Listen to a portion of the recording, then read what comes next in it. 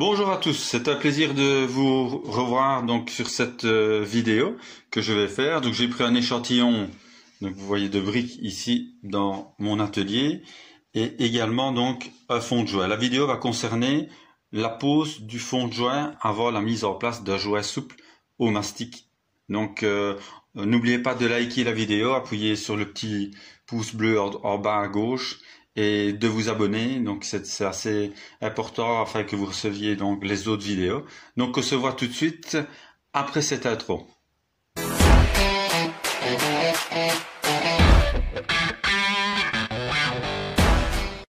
Donc voilà, comme je l'ai dit avant l'introduction de ce sujet, donc je vais vous montrer comment mettre la pose d'un fond de joint si vous voulez réaliser un joint de dilatation sur une façade. Alors quelles sont les différentes dimensions et quel outil employer? Alors l'outil employé, il vous faut simplement une palette plate. Et alors pourquoi est-ce qu'il est important de mettre un fond de joint? Parce qu'en fait le fond de joint non seulement va permettre de ne pas mettre un excès de mastic, car le mastic il doit tout le temps correspondre à la largeur de votre joint, donc en profondeur. Donc si votre joint fait 2 cm, eh bien également vous devez mettre 2 cm de profondeur de mastic. Alors comment choisir son fond de joint? Ben ici dans une façade, il faudrait mettre un fond de joint qui permet une ventilation. Et par exemple, si je vous montre celui-ci, comme vous pouvez voir, ce n'est pas un fond de joint à cellule fermée, c'est très important. Donc il faut laisser toujours un fond de joint qui puisse avoir une bonne ventilation. Alors il y a différentes dimensions dans les fonds de joint et je vous montre tout de suite donc lequel choisir. Donc voilà, il existe différentes dimensions de fonds de joint, 10 mm, 15 mm, 20 mm, 25 mm, par exemple celui-ci fait 25 mm, 30 mm. Il y a donc des plus petits et des plus grandes épaisseurs, donc même 40, 50 mm d'épaisseur de fond de joint. Alors pourquoi est-ce qu'il est important de mettre un fond de joint?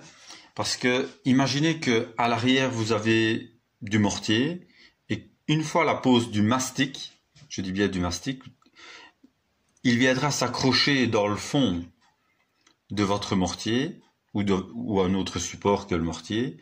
Alors au moment où si le bâtiment bouge de quelques millimètres, ben, l'élasticité ne va pas se faire étant donné que votre mastic est accroché donc sur un support donc qui est dans le fond et le mastic ne va pas faire son travail en largeur. Donc il est très très important que votre mastic au silicone ne touche pas un support à l'arrière. C'est pour ça également qu'on met un fond de joint, parce que le fond de joint en lui-même, donc il est élastique, regardez, vous voyez, il va prendre la forme, il va s'écarter et également donc prendre la forme de votre brique ou de votre joint de dilatation. Alors il existe différentes dimensions, comme je vous ai dit au départ. Ici, ben, je ne mettrai pas, par exemple, un fond de joint qui rentre trop facilement, vous voyez, regardez, il est parti à l'arrière. Parce qu'avec la pression du mastic, ben celui-ci ne servira à rien, il va partir complètement. Donc il faut choisir un qui convient tout simplement. Alors celui-ci serait un peu trop épais, donc le 30 mm, donc il est un peu trop large. Dans un cas similaire, il faudrait mettre, voilà, le 25 mm serait suffisant. Alors, à quelle profondeur faut-il mettre votre fond de joint? Ben, comme vous pouvez voir, il doit correspondre plus ou moins à la largeur de votre joint de dilatation, voire un peu moins. Et alors, la façon où il faut mettre le joint, il doit être mis d'une façon régulière, c'est-à-dire donc jamais comme ceci, donc avec une bosse là, donc une autre bosse un peu plus bas. Donc ça c'est un exemple que je vous donne, donc ça c'est très mauvais. Parce que au moment du séchage de votre jouet va prendre la forme de votre mousse ou fond jouet, et alors vous allez avoir des bosses sur votre jouet de dilatation. Ça, c'est très mauvais. Donc il faut que ce soit fait donc d'une manière professionnelle. Donc c'est-à-dire que votre fond de jouet doit être régulier, donc sans ondulation, aucune ondulation, et laisser assez de profondeur afin que votre mastic puisse y venir après par-dessus. Vous pouvez employer une palette plate donc, et la mettre légèrement sur le côté de façon que votre fond de jouet donc, soit régulier. Voilà, ici c'est un échantillon de briques évidemment, ce n'est pas une grande façade.